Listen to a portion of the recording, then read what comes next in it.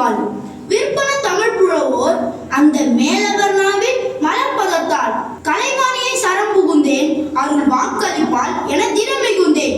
மானிய தமிழ் பாட்டால் நான் வகுத்திட கலைமகள் வாழ்த்துகவே. என்னை வாழ்த்திட்ட கலைமகளையும் என்னை வாழ வைத்துக் கொண்டிருக்கும் தமிழ் மகளையும் வணங்குகிறேன். தமிழில் பிறந்து தமிழால் வளர்ந்து தமிழால் உயர்ந்து தமிழை உயர்த்திய என் பள்ளி தாளருக்கு என் வணக்கத்தை தெரிவித்துக் கொள்கிறேன். கல்வி என்பது கடல், அதை கற்றுக் கொடுப்பது தொழில் தவம் என்ற பொன்மொழிக்கேற்ப கல்வியை கற்றுத்தரும் எங்கள் தலைமை ஆசிரியர் மற்றும் ஏனை ஆசிரியர் பெருமக்களுக்கு என் பணிவான வணக்கத்தை தெரிவித்துக் கொள்கிறேன். ஏழு லோகத்தை கட்டி காக்கும் ஈசனும் அழகு தெய்வ முருகப்பெருமானும் தோற்றுவித்த தமிழே, அகத்தியன் தொட்டிலிட்டு தொல்காப்பியன் தாளாட்டி கம்பன் சீராட்டி மூவேந்தன் பாராட்டி பார்த்த தமிழே, 2000 ஆண்டுகள் கடந்தாலும் இன்றும் இளமை மாறாத கன்னி தமிழே, என் அன்னை தமிழே, உன் பொற்பாதங்களை போற்றுகிறேன். இந்த இலக்கிய மன்ற திருவிழாவில் ஒரு பட்டிமன்றத்தை இந்த தமிழ் வலைக்காட்சி சேனல் மூலம் எங்கள் பள்ளியின் சார்பில் மண் பயனுற வேண்டும், மக்கள் பயனுற வேண்டும், மாணவர் பயனுற வேண்டும் என்ற நோக்கத்தில் கொடுக்கப்பட்ட தலைப்பு தான் இன்றைய பட்டிமன்ற தலைப்பு. இன்றைய காலகட்டத்தில் தமிழின் அடையாளம் தொலைந்து போய் விட்டதா இல்லையா என்பதுதான் தொலைந்து விட்டது என்ற அணியின் சார்பாக பத்மேஷ், வந்தனா, ஜிபி சந்தோஷ், தொலையவில்லை வளர்ந்து கொண்டுதான் இருக்கிறது என்ற அணியின் சார்பாக இளமாறன், ஐஸ்வர்யா, கௌதம், இதற்கு நடுவராக அடியன் தேர்ந்தெடுக்கப்பட்டுள்ளேன். நிகழ்ச்சி சிறப்பாக அமைய அனைவரின் நல்லாசையை நாடுகிறேன். இன்றைய காலகட்டத்தில் தமிழர்களின் அடையாளம் தொலைந்து விட்டது என்ற அணியின் சார்பாக தலைமை பொறுப்பேற்று பேச வருகிறார் இளமாறன். கல் தோன்றி முன் தோன்ற காலத்தில் முன் தோன்றி மூத்த மொழியான தமிழுக்கும் வீரம் நிறைந்த தமிழ் மண்ணுக்கும் என் முதற்கண் வணக்கத்தை தெரிவித்துக் கொண்டு என் வாதத்தை முன்வைக்கிறேன். பொதுவா தமிழர்களின் ட்ரெஸ் கோடு இன்னைக்கு எத்தனை பேர் ஃபாலோ பண்றாங்க? 100 அல்லது 2 பேர். பாரம்பரிய உடைகளான வேட்டியும் புடவையும் குறைஞ்சு போச்சு. ஆணுக்கு வேட்டி கட்ட தெரியல, பெண்ணுக்கு புடவைனாலே என்னன்னே தெரியல. அந்த காலத்து கவிஞர் இந்த தமிழ் பெண்கள் இப்படிதான் இருப்பாங்கன்னு ஒரு பாட்டு பாடி இருக்காரு. சீவி முடிச்சு சிங்காரிச்சு சிவந்த நெத்தியில பொட்டு வச்சு. அது மட்டுமா? மஞ்சள் முகமே வருக, மங்கள விளக்கே வருக, கொஞ்சம் தமிழே வருக என்ன பாடியிருக்காரு. பாத்தீங்களா? தமிழோட கூட ஒப்பிட்டு தமிழ் பெண்களின் அடையாளத்தை குறிப்பிட்டு இருக்காங்க. இன்றைக்கு மஞ்சள் முகத்தையும் காணும், பின்னிய கூந்தலையும் காணும், எல்லாம் தலையை வச்சு போட்டுக்கிட்டு லூசான்னு சொல்லி லூசா அழிவுதுங்க. இந்த இடத்துல ஒரு தடவை எங்க கிராமத்துல நடந்த சம்பவம் எனக்கு ஞாபகத்துக்கு வருது. எங்க ஊர் கோவில பூசாரி பேய் ஓட்டிட்டு இருப்பாரு. அங்க வர பெண்கள் எல்லாம் இப்படிதான் தலைவிரி கோலமா இருப்பாங்க. அன்னைக்கு பேய் பிடிச்ச பெண்கள் தான் இப்படி இருக்காங்கன்னு நினைச்சா இன்னைக்கு எல்லா பெண்களும் பேய் பிடிச்ச மாதிரி தான் இருக்காங்க. மாதிரி என்ன, அவங்களுக்கு பேய் தான் பிடிச்சிருக்கு, உங்களுக்கு தெரியாதா? என்னப்பா சொல்ற? கேட்கவே பயமா இருக்கு. இது தமிழ் பெண்களின் அடையாளத்தை அழிக்கிற மாடர்ன் பேய். அதை விட ஆண்கள் இன்னும் மோசம். வேட்டி போச்சு, பேண்ட் போச்சு, அரட்டவசர் போட்டுக்கிட்டு அலையுறாங்க. ஷார்ட்ஸ் ஆமா, ஹேர் ஸ்டைல பாத்தீங்கன்னா குடும்பி, கிராப், மொட்டை இதெல்லாம் போய் தலையை சுத்தி மொட்டை நடுவுல முடி நட்டுக்கிட்டு வளருது. அதை பார்க்கும்போது தமிழ் பசங்களா இல்ல இந்தியனான கூட தெரியல. ஆப்பிரிக்காவில இருந்து ஓடி வந்தவங்கள மாதிரி எல்லாம் இருக்காங்க. அடையாளங்கள் ஆடையில் தொலைந்து போய்விட்டன. அடுத்ததா தமிழர்கள் கொண்டாடுற பண்டிகைக்கு தனித்துவம் உண்டு.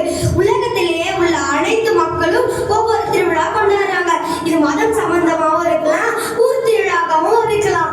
ஆனா உலகத்திலேயே தமிழர்களுக்காக தமிழர்களால் கொண்டாடப்படுகிற தமிழர் திருநாள் மட்டும்தான். எந்த மாநிலத்திலேயாவது அந்த மாநில திருநாள் கேள்விப்பட்டிருக்கீங்களா? ஆனா தமிழர்களுக்கு மட்டும்தான் தமிழர் திருநாள் இருக்கு. இது எவ்வளவு பெரிய சிறப்பு! இதை நம்ம ஊர்ல எப்படி கொண்டாடுவாங்க? நாம் சாப்பிடுவதற்கு தேவையான உணவுப் பொருட்களை உற்பத்தி செய்ய உறுதுணையாக இருக்கும் கதிரவனுக்கும் பூமி மாதாவுக்கும் நன்றி சொல்ல ஒரு நாள். விவசாயம் செய்ய உதவும் மாடுகளுக்கு மறுநாள். உழவர்கள் எப்போதும் ஒற்றுமையாகவும் பண்போடும் இருப்பார்கள் என்பதை காட்டும் விதமாக விவசாயத்தை உயிர் மூச்சாக கொண்டுள்ள உழவர்களுக்கு மறுநாள். இது எல்லாவற்றிற்கும் முன்பாக வேண்டாத பொருளை தீயிலிட்டு பொசுக்குவது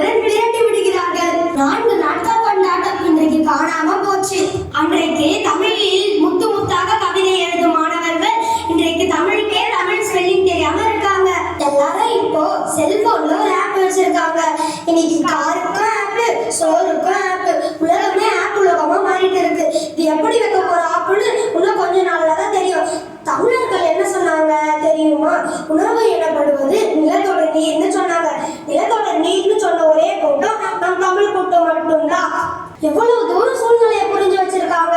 இன்னைக்கு அந்த புரிதல் மொத்தம் கலைத்து விட்டோம். உடல் நலக்குறைவுக்காக ஒரு மன்னன் நோய்வாய்ப்பட்டு இருந்தார். அந்த நோய்க்கு ஒரு குறிப்பிட்ட மரத்தின் வேரை எடுத்து அதில் கஷாயம் தயாரித்து கொடுத்தால்தான் குணமாகும் என்று கூறினார்கள் மருத்துவர்கள். வேரை வெட்டணும்னா அந்த மரத்தை வேரோட வெட்டணும். நிறைந்து வளர்ந்த அந்த மரத்தை பார்த்த மன்னன், இந்த மரத்தை வெட்டியா எனக்கு மருந்து தரணும், இப்படிப்பட்ட மருந்து எனக்கு தேவையில்லை, இந்த மரம் வளரட்டும், நான் மாய்ந்து போகிறேன் என்று சொன்ன நம் தமிழன். ஆனா இன்னைக்கு என்ன நடக்குது? நம் சாலைகள் விரிவடையணும், தொழிற்சாலைகள் வளர்ச்சி அடையணும் என்ற எண்ணத்தோட ஆயிரம் மரங்களை வெட்டினாலும் நான் 120 கிலோமீட்டர் ஸ்பீட்ல தான் போகணும் என்ற எண்ணத்தோட நாம் நகர்ந்து கொண்டிருக்கிறோம். நம் உடை, உணவு, கல்வி, சூழல், பண்பு அத்தனையும் அழிந்து விட்டதுதான் உண்மை என்று வருத்தத்துடன் கூறி என் உரையை முடிக்கிறேன். நன்றி, வணக்கம். எவ்வளவு வேலை பாடுறாரு பாருங்க. கல்வி போச்சு, பண்டிகை போச்சு, பண்பு போச்சு, சுற்றுச்சூழலும் போச்சுங்க. வேலையோட பேசிட்டு போறாரு அந்த தம்பி.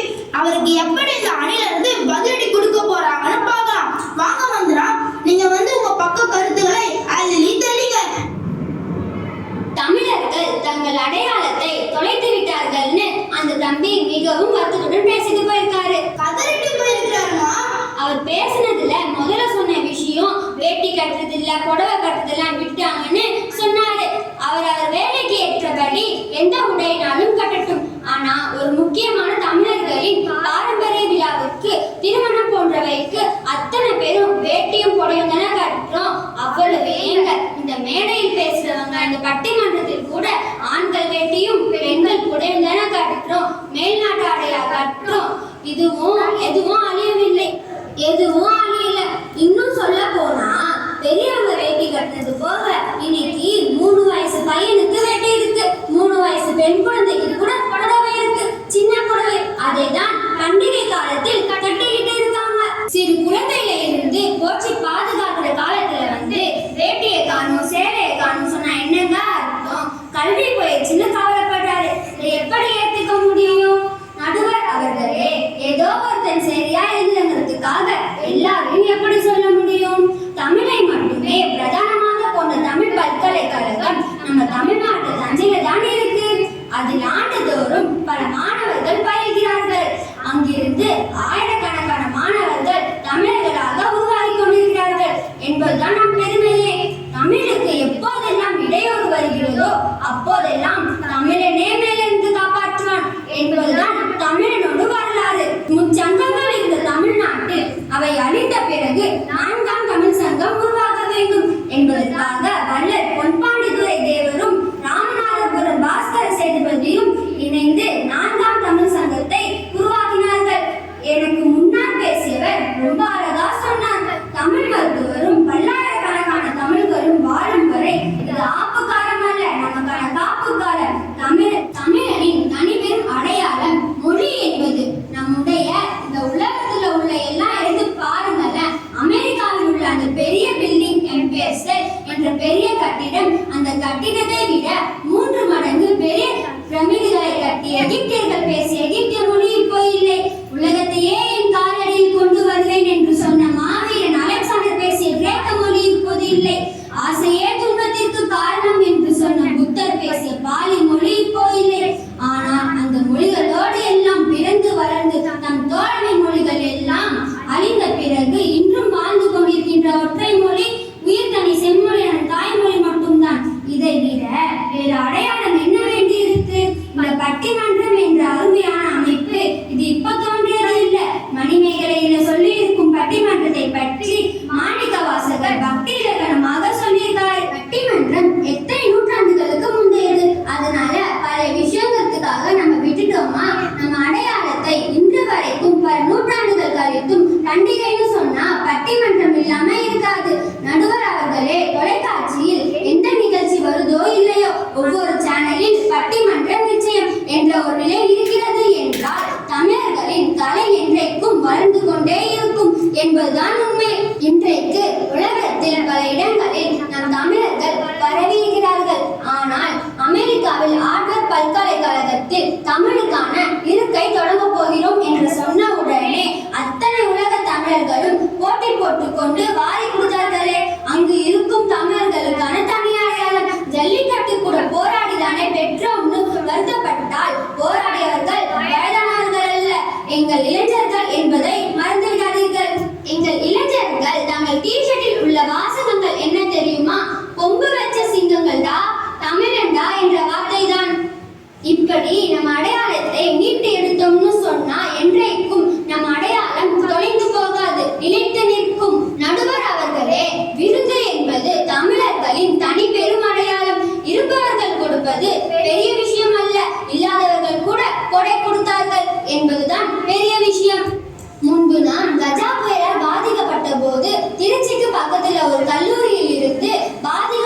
மக்களுக்கு ஒரு லாரி நிறைய நிவாரண பொருட்கள் போனது.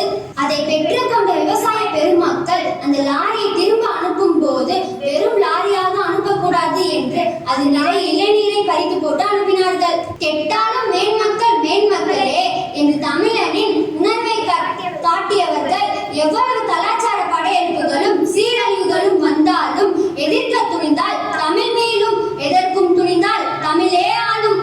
நம் உலகத்தில் கடைத்தமிழன் இருக்கும் வரை நம் தமிழர்கள் அடையாளம் ஒருபோதும் தொலையாது, மாறாக துவங்கும் என்று கூறி விடைபெறுகிறேன். நல்ல பேச்சு, மிக அருமை, ரொம்ப தெளிவா சொல்லியிருக்காங்க. இதை எதிர்த்து வாதம் செய்வது என்பது இப்போது ஐசியருக்கு மிக கடினமான ஒன்றுதான். வாங்க, வந்து உங்க திறமையை காட்டுங்க. எதிரணியிலிருந்து சகோதரி சொன்னாங்க, கல்யாண வீட்டில எல்லாம் நீங்க போய் பாருங்கன்னு. எல்லோரும் புடவை கட்டியிருக்காங்க, வேட்டி கட்டியிருக்காங்க. எப்ப வரைக்கும்? தாலி கட்டுற வரைக்கும். தாலி கட்டி முடிச்ச உடனே அந்த மனமேலே காலி ஆகிடும். வேலை முடிஞ்சிருச்சு. மாப்பிள்ளை ஒரு குர்த்தி போட்டு வருவாரு, அந்த அம்மா லகங்கா போட்டு வரும், கையில மெகந்தி போட்டு பாங்கரா டான்ஸ் ஆடுவாங்க. இதுதான் தமிழருடைய அடையாளமா? 5 வயது பொண்ணு புடவை கட்டிருக்கு, 50 வயது பொம்பளை நைட்டி போட்டு தெருவில் அலையுது.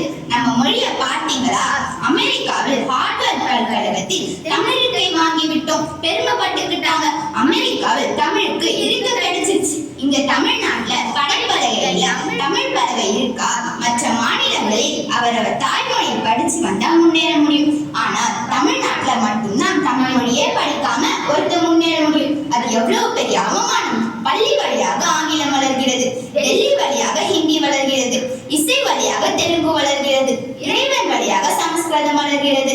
எதன் வழியாக தமிழை வளர்க்க போகிறீர்கள் தமிழர்களே? ஒவ்வொரு நாட்டுக்கும் மாநிலத்துக்கும் ஒரு எல்லை உள்ள தமிழனோட எல்லை என்ன தெரியுமா? தெற்கே குமரி, வடக்கே வேங்கடம். வேங்கடம்னா என்ன தெரியுமா? திருப்பதி. திருப்பதி யாருடைய எல்லை? தமிழனோட எல்லை. ஆனா லட்டத்துக்கு கொடுக்கிற மாதிரி கொடுத்துட்டு நாமத்தை போட்டு உட்காந்துக்கிறோம். எவ்வளவு பெரிய வாணிகத்துக்கு சொந்தக்காரன் நாம தெரியுமா? சர்வதேச வாணிகம் நடத்திய பூம்புகார் பட்டினம் அந்த பரம்பரையில் வந்த தமிழர்கள் ஒரு பெட்டிக்கடை வைக்கிறதுக்கு நாடு இருக்கா? எல்லாம் கார்பரேட் கம்பெனி வந்துருச்சு. 3000 கிலோமீட்டர் அலை அடிக்கிற கடலுக்குள் 4 வகையான கப்பல் படையை நடத்தி Malaysia, Thailand, Burma, Indonesia, Sri Lanka வரைக்கும் போர் செய்து வெற்றி பெற்று புலிக்கோடி நாட்டில் ராஜேந்திர சோழனின் பரம்பரையில் வந்தவர்கள் நாம். இன்றைக்கு அதே கடலுக்குள் போய் நிம்மதியா மீன் பிடிக்க முடியுமா? என்ன அடையாளம்? மலையிலே கிழிச்சு விடுறான். உணவே மருந்து, மருதே உணவென்று வாழ்ந்த தமிழனின் உணவு முறை இன்னைக்கு இருக்கிறதா? காலையில் நம்ம இட்லிய ஸ்பூன்ல வெட்டி சாப்பிடுறாங்க. நான் சப்பாத்தி கொடுத்தேன், என்ன பண்ணாங்க? கையில தானே சாப்பிட்டாங்க. தமிழனுக்கு எதுக்கு வெட்டி பந்தா? இரும்பு பொன்னாக்கிய நம்முடைய மூலிகைகள், உடம்பை உடம்பாக்கிய நம் தமிழ் மருத்துவம் இன்னைக்கு என்னாச்சு? 24 மணி நேரமும் இங்கிலீஷ் மெடிக்கல்ல தான் தமிழன் தமிழ் கிடக்குறான். ஒரு சீட்டை காமிச்சு இதுல 5, இதுல 4, இதுல 2 மீதி நாளைக்கு வாங்கிக்கிறேன்னு சொல்றான். இதுதான் நம் தமிழ் மருத்துவமா? இரவனே வாங்கிய தமிழர்களின் இசை நாகஸ்வரம் கேட்டு பள்ளி எழுந்த எங்கள் கடவுள் இன்றைக்கு அந்த எலக்ட்ரிக்கல் டமாரம் சத்தம் கேட்டு பதறி அடிச்சு எழுந்திரிச்சு உட்கார்றாரு. என்னடா பாவிங்களா பண்ணி வச்சிருக்கீங்க? தலைக்கு மேல டமால் டமால்னு. அதெல்லாம் கூட விடுங்க, கட்டிடக்கலை எடுத்துக்கோங்க. எப்பேற்பட்ட கலை நமது கட்டிடக்கலை. அன்றைக்கு கட்டிட கோயில்கள் எல்லாம் 1000 ஆண்டுகளாக தலை நிமிர்ந்து நிற்கின்றன. இன்றைக்கு கற்ற பாடங்களுக்கு 100 ஆண்டுக்கு கேரண்டி இருக்கா? ராஜராஜ சோழனின் பெருவுடையார் கோவிலை கட்டிய பொறியாளர் பெயர் குஞ்சர மன்னர். மன்னர் பார்த்தார், கட்டிய கலையை வியந்து குஞ்சர மன்னரை பாராட்டும் விதமாக எனக்கு மக்கள் வைத்த பெயர் இராஜராஜர். எனது இந்த பெயரை உனது கலைக்கு தானமாக தருகிறேன். இந்த கோவில் உள்ளவரை என் பெயரை உன் பெயரும் சேர்ந்து இராஜராஜ குஞ்சர மன்னர் என்று அழைக்கப்படும். அங்குள்ள கல்வெட்டுகளில் எழுத சொன்னா, ஆனா இன்னைக்கு அதே கோவிலில் சுவர்களில் கற்க தன்னோட பெயரு, மொபைல் நம்பர், தான் காதலிக்கிற பெண்ணோட பெயர் எல்லாம் எழுதி வச்சிருக்காங்க. இந்த கொடுமையை எங்க போய் சொல்றது? நம்ம இங்க வந்துட்டு போனதுக்கு அடையாளம் வேண்டாமா? 1000 ஆண்டு கலை இப்படி தாழ்படுத்திடுறோமே, இதுதான் நம் அடையாளமா? இவ்வளவு கேவலமா அடையாளத்தை பதிவு செய்வது தமிழ்நாடு மட்டும்தான் முடியும். சங்க இலக்கியத்துல ஒரு காட்சி வருது. தமிழர்கள் தங்கள் வீட்டில் சோறு பொங்கி அந்த கஞ்சியை தெருவில் ஊத்தி விடுறாங்க. அது தெருவுல ஆறா ஓடுது. அந்த வழியா வர யானை வழிக்கு விழுது. எவ்வளவு சோறு பொங்கி இருப்பாங்க பாருங்க. வடிச்ச கஞ்சியில ஆறா ஓடுகின்ற இன்னைக்கு தமிழர்களின் பெருமை போய் விவசாயிகளின் கண்ணீர் ஆறா ஓடிக்கொண்டிருக்கிறது. இதற்கு என்ன பதிலை நீங்கள் வைத்துக் கொண்டிருக்கிறீர்கள்? இன்றைக்கு தண்ணீர் ஓட வேண்டிய ஆறுகளின் நிலை என்ன? தமிழர்களின் நீர்நிலைகள் எத்தனை? அதற்கு எத்தனை வகையான பெயர்கள் தெரியுமா? கடல், ஆறு, ஓடை, ஊருணி, ஏரி, குளம், கால்வாய், கிணறு, ஊற்று, பொய்கை, மடை, தெப்பக்குளம், தாங்கல், ஆழிக்கிணறு, அருவி, அகழி, இவ்வளவு நீர்நிலைகள் நமக்கு இருந்துச்சு. அம்முட்டியும் தொலைச்சிட்டு 10 ரூபாய்க்கு மினரல் வாட்டர் வாங்கிட்டு கெத்தா திரிகிறோமே. இதை விட ஒரு கேவலமான நிலைமை தமிழனுக்கு வரணுமா? கடைசியா ஒண்ணு சொல்லிட்டு நான் முடிக்கிறேன். அடையாளம்னா என்ன? எல்கேஜி படிக்கிற பிள்ளையில இருந்து ஐடி கம்பெனில வேலை பார்க்கறவங்க வரைக்கும் கழுத்துல ஒரு ஐடி கார்டு போட்டுட்டு அலைகிறோமே, அது அடையாளமா? இல்ல அடையாள அட்டையில அடையாளமே தெரியாத ஆதார் அட்டை வரைக்கும் திருன்னு முழிச்சுக்கிட்டு இருக்கோமே, அது அடையாளமா? ஆதார் அட்டையில அவ்வளவு பேர் அடையாளமே தெரியலையோ? என் அடையாளம் தான் தெரியலன்னு நான் நினைச்சுக்கிட்டு இருக்கேன். ஆதார் கார்டுல எல்லாரும் அடையாளம் தெரியதான் இருக்கும். ஒரு காலத்துல நமக்குன்னு ஒரு அடையாளம் இருந்தது. அது என்ன தெரியுமா? முள்ளிக்கு தேர் கொடுத்த பாரின் கருணை நம்ம அடையாளம். பிள்ளையை தேர்காலிட்டு கொஞ்சம் மனுநீதி சோழனை நேர்மை நமது அடையாளம்.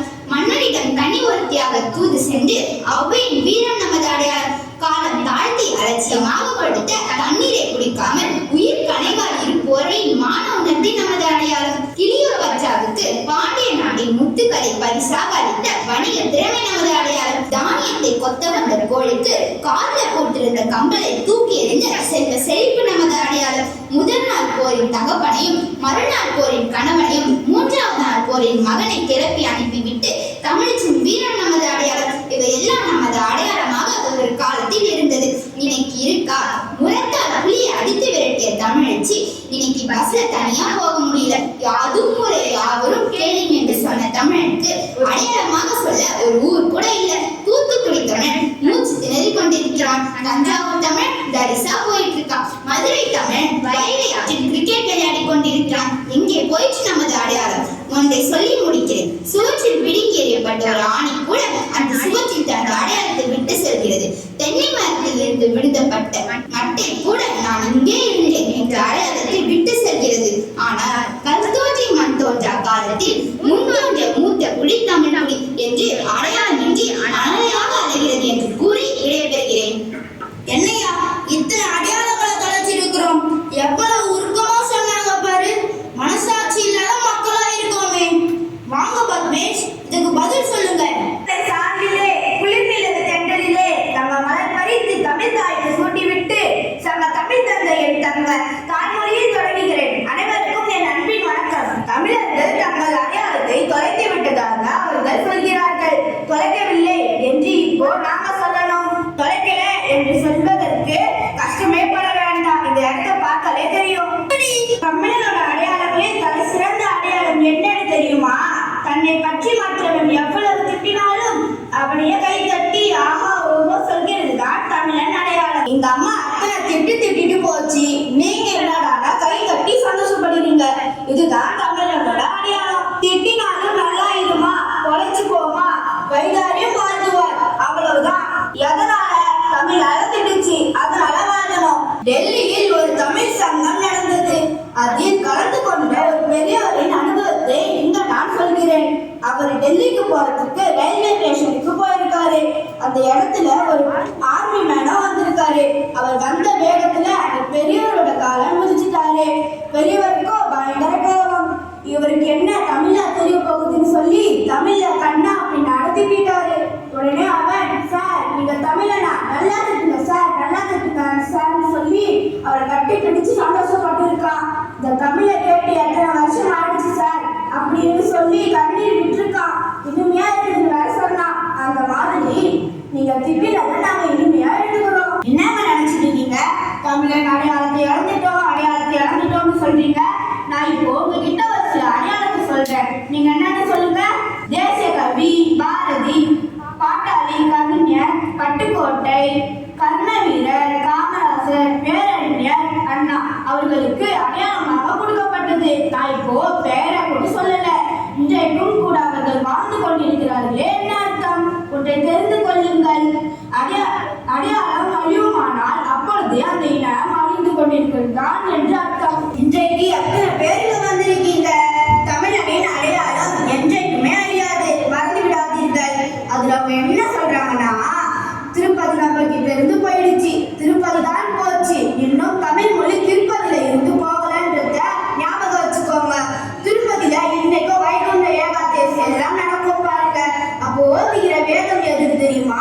4000 திவ்ய பிரபந்தம் என்கிற தமிழ் வேதம் தான் ஓதப்படுகிறது என்பது எல்லாருக்கும் தெரியும். திருப்பதிக்கு போனா இதையும் பாருங்க, லட்டு மட்டும் வாங்கிட்டு வந்துடாதீங்க எப்ப பார்த்தாலும். அதையும் குறைச்சிட்டாங்கய்யா. ஆமா, அது மட்டுமல்ல, உழவர் பத்தி பேசுறாங்க. இதோ பாருங்க, இன்னைக்கு இல்ல 2000 வருஷத்துக்கு முன்னாடியே பள்ளின்னு உழவர் பாட்டு இருக்கு பாருங்க. அதுல சொல்லிட்டு போயிருக்காங்க, வானிலை அறிக்கை சொல்லியிருக்கான். இந்த நண்டு இருக்கு பாருங்க, நண்டு வந்து சேத்துல வலைய அடைக்குதான், சொரித்தாப்புல சத்தம் போடுதான். என்னடான்னு கேட்டா மலையாள மின்னல் ஈழ மின்னல் மின்னுறன்றான். இதுல ஒரு அற்புதம் பாருங்க. ஈழ மின்னல் என்னன்னு தெரியுமா? ஈழம் நமக்கு தென்கிழக்கால இருக்கு. மலையாளம்னா என்னன்னு தெரியுமா? தென்மேற்குன்னு அர்த்தம். 2000 வருஷத்துக்கு முன்னாடியே நம்ம பள்ளிப்பாட்டுல வானிலை அறிக்கை சொன்னது நம்ம தமிழகம் தான். உங்களுக்கு வானிலை அறிக்கைனா பள்ளிக்கூடத்துக்கு லீவ் விட்டு தான் தெரியும், வேற என்ன தெரியும்? அதே மாதிரி இன்னைக்கு எல்லாத்தையும் விட்டுட்டோம்னு மனசுல கருணை இல்லை அப்படின்னு சொல்லுங்க. ஒரு நிகழ்ச்சி சொல்றேன் கேளுங்க. காரைக்குடியில அழகப்பா செட்டியார் இருந்தாருங்க. அவருடைய வாழ்க்கையில நடந்த ஒரு சுவையான நிகழ்ச்சி. புதுக்கோட்டை பக்கத்துல காரைக்குடிக்கு போற ஒரு ரயில்வே லைன் வரும். அந்த இடத்துல போய் அவர் வண்டி நிற்குது. அந்த இடத்துல ஒரு அம்மா வெள்ளரிக்காய் விற்குது. அந்த அம்மா வந்து ஐயா வெள்ளரிக்காய் வாங்கிக்கோங்கன்னு சொல்லுது. குடுமா அப்படின்னு சொல்லி 50 ரூபாய் கொடுக்குறாரு. அந்த அம்மா சொல்லுது, என்கிட்ட சில்லறை இல்லையா, பரவாயில்ல நீயே வச்சுக்கோ, இந்தாங்க இந்த கூரையை நீங்களே வச்சுக்கோங்க. இவர் சொல்றாரு, எனக்கு இது போதுமா. அந்த அம்மா ஏழையானாலும் என்ன பண்ணுச்சுன்னா அங்க சுத்தி இருக்கிற பிள்ளைங்க எல்லாரையும் கூப்பிட்டு வெள்ளரிக்காய் கொடுத்துச்சு. அப்ப அந்த அம்மாவோட வீட்டுக்காரர் கேட்கறாரு, இதை வித்து இருந்தா காசு கிடைச்சிருக்குமே, சும்மா கொடுத்துட்டு அந்த அம்மா ஒரு வாக்கு சொல்லிச்சு பாருங்க, அது ஒண்ணும் இல்ல, இந்த வச்சுக்கோ. அந்த ஐயா தாராளமா 50 ரூபாய் கொடுத்தாரு பாரு. அவர் கையில வாங்கின உடனே எனக்கு கொடுக்கணும் போல எண்ணம் வந்துச்சு, அதனாலதான் கொடுத்தேன். எந்த அடையாளத்தை நம்ம தொலைச்சிட்டோம், அதுதான் திருவிக்கா சொன்னாரு பாருங்க. தானம் வாங்கிட பூசிடுவான், அப்புறம் தருவதே மேலென பேசிடுவான். என்னுடைய கொள்கையே கொடுக்கறது தான்டா, வாங்கிறது கிடையாது. அதுதான் தமிழன். அதனாலதான் திரும்பி போகும்போது இளநீரை போட்டு அனுப்பிவிட்டான். நாமக்கல் கவிஞர் சொல்றாரு, அடையாத துன்பமும் அவை வந்த போதும் அநியாயம் எண்ணிடாத தமிழ்நாடு வாழ்க. எவ்வளவு துன்பம் வந்தாலும் சரி, நான் அநியாயம் மட்டும் செய்ய மாட்டேங்க என்று இன்று வாழ்ந்து கொண்டிருக்கிறார்களே, இதை விட சிறந்தது உங்களுக்கு என்ன வேணும்? இன்னொரு விஷயம் சொல்றேன். 10,000 ஆண்டுகளுக்கு முன்னாடியே தமிழன் விதை வங்கின்னு ஒண்ணு கண்டுபிடிச்சான் தெரியுமா? சுனாமி வருமே, வெள்ளம் வருமே, வெயில் காலமே, அப்பெல்லாம் பஞ்சம் வந்தா மக்கள் பசியால வாடுவாங்களே அப்படின்னு யோசிச்சா. கற்ற கோபுரத்தை அதுக்கு மேல நிறைய கலசத்தை வைங்கடா, அந்த கலசத்து நிறைய விதைகளை சேர்த்து வைங்கடா சொல்லி விதைகளை சேமித்து வைத்தான். இந்த விதைகள் 12 வருஷம் வரை கெட்டு போகாது. பேரிடர் காலங்களில் இதை எடுத்து பயன்படுத்தலாம். அதனாலதான் 12 வருஷத்துக்கு ஒரு முறை கும்பாபிஷேகம்னு மீண்டும் விதைகளை மாற்றி நிரப்புவான். பசியால் யாரும் வாழக்கூடாது என்பதற்காக உயரத்தில் விதைகளை வைத்து விவசாயத்தை அழகு பார்த்தார் நம்ம தமிழன். நான் இப்படி சொல்லி முடிக்கலாம் என நினைக்கிறேன். நேற்றைய தலைமுறையின் தமிழனாக இருக்கிற என் பாட்டன் இன்றைய தலைமுறையாக இருக்கிற எனக்கு நாளைய அறிவோடு சிந்தித்து செயலாற்றி விட்டு சென்றிருக்கிறான். அந்த தமிழர்கள் அடையாளத்தை யாராலையும் அழிக்க முடியாது, அது வாழும் வாழ்ந்தே தீரும் என்று கூறி விடைபெறுகிறேன். நன்றி. ரொம்ப உருக்கமா தெளிவாக பேசியிருக்கிறாரு. இன்னுமா சொல்லணும்? வாங்க கௌதம். திக்கெட்டு குறைவிடக்கும் என் தமிழ் மக்களுக்கு என் முதற்கண் வணக்கத்தை தெரிவித்துக் கொள்கிறேன். எங்கள் பேச்சு திறனை வளர்த்து அதை தமிழ் தொலைக்காட்சி என்கின்ற தொலைக்காட்சி மூலம் அனைவருக்கும் எங்கள் அடையாளம் தெரிவிக்க முயற்சி எடுத்திருக்கும் எங்கள் பள்ளியை வணங்கி எனது உரையை துவங்குகிறேன். தமிழர்களை பற்றி அவர் ஒன்று கூறினார், கேட்க நல்லா இருந்தது. தானமாக பூசிடுவான்னு ஐயா நிவாரண நிதின்னு ஒண்ணு கொடுக்கட்டும். அடிச்சு புடிச்சு போய் அந்த இடத்திலேயே மனிதாபிமானம் அப்படி ஒண்ணு இழந்துட்டு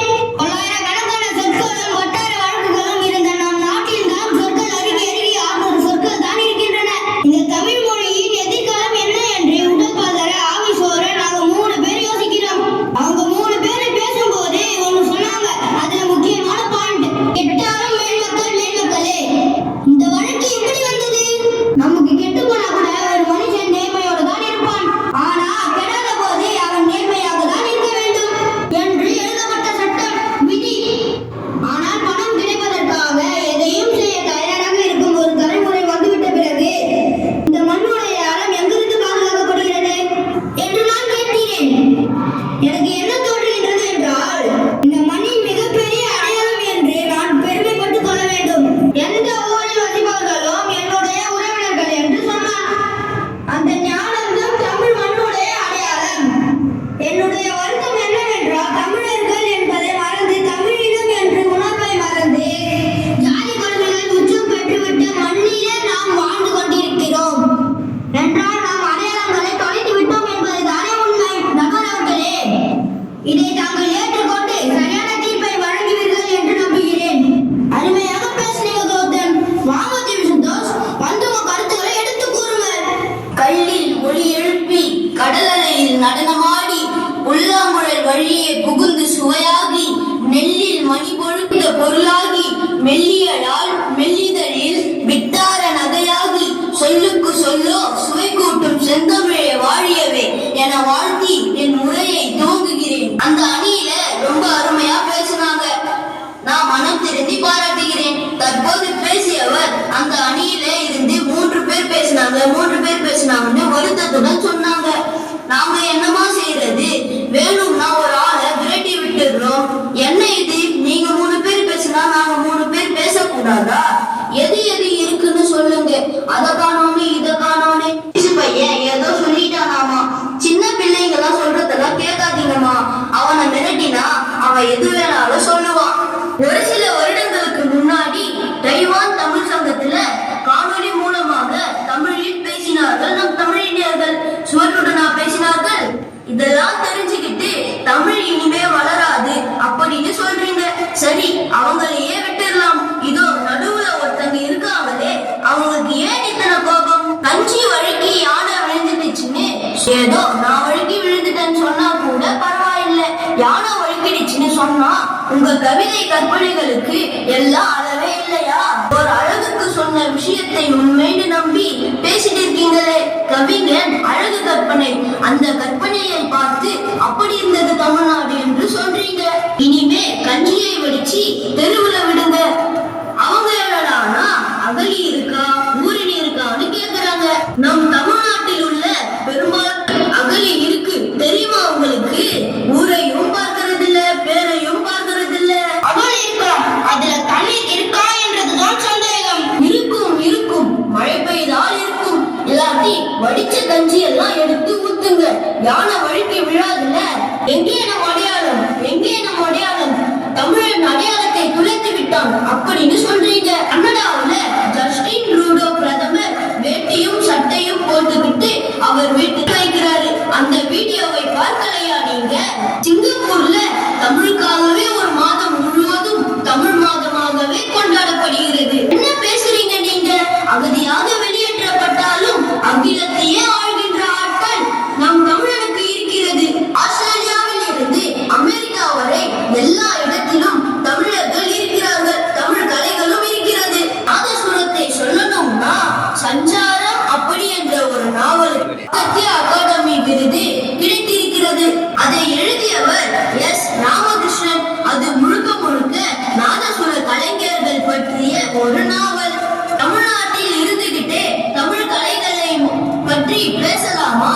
அதுவும் அருள் குரு அக்காசாமியின் பள்ளியினுடைய மாணவர்களா இருந்துகிட்டு தமிழ் கலைகள் மாறி போச்சுன்னு சொல்லலாமா? கல்வியோடு கலைகளையும் வளர்க்கிற பள்ளிக்கூடம் இது.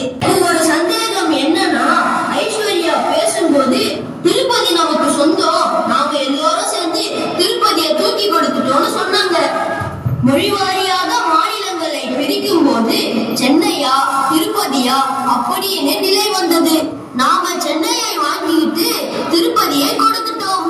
நம்மாலே எதையும் வாங்காம இருக்க மாட்டாங்க. இங்கு இன்னொரு விஷயத்தை பதிவு செய்கிறேன்.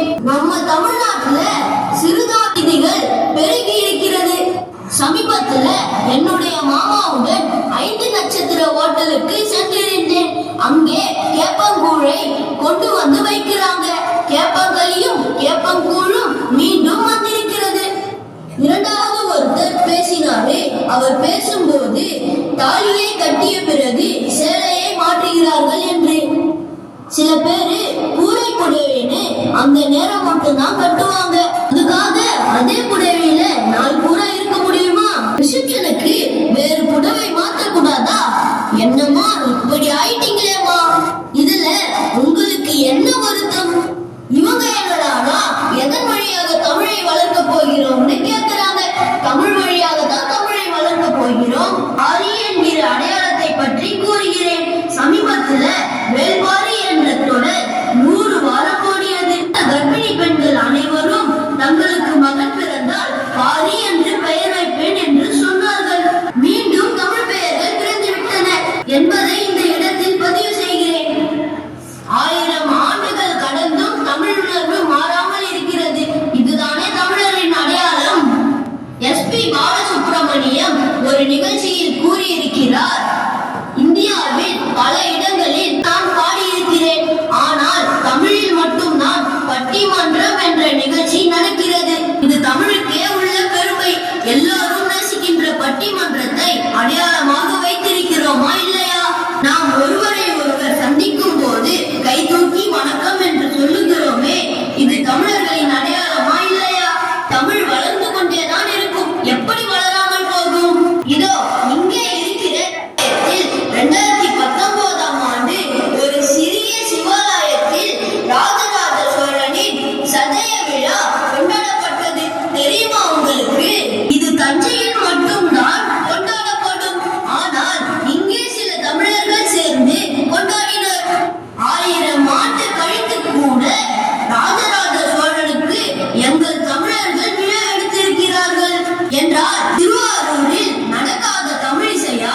தமிழ்நாட்டில் இருந்துதான் எல்லாம் புறப்பட்டது. பெரியவர்களே, இது மிகவும் அருமையான பட்டிமன்றம். இந்த பக்கம் நம்பிக்கை தரும் சொற்களை சொல்லியிருக்காங்க. தமிழ் அழியாது என்ற நம்பிக்கையை நம் அனைத்து பேருக்கும் போட்டிருக்கிறார்கள். இந்த பக்கம் உள்ளவர்கள் இல்லையா, நம்ம நிறைய இழந்திருக்கிறோம் என்று அச்சத்தை உருவாக்குகிற சொற்களை சொல்லி இருக்கிறாங்க. இதையும் அதையும் வாங்கி யோசிச்சு பார்த்தால்